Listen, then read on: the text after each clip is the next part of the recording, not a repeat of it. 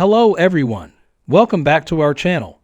Today, we have an exciting tutorial for you.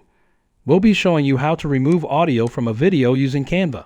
So, let's dive right in. Step 1. First, open Canva on your laptop. Create a new design. You can select any design.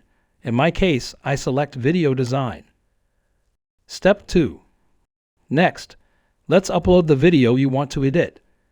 Click on Uploads and select your video file from your computer. Or you can select video from recent videos. I select from there. Drag and drop your video onto the canvas. You'll see it appear in the workspace.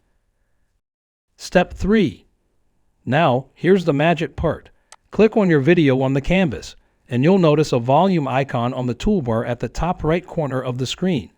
Click on that.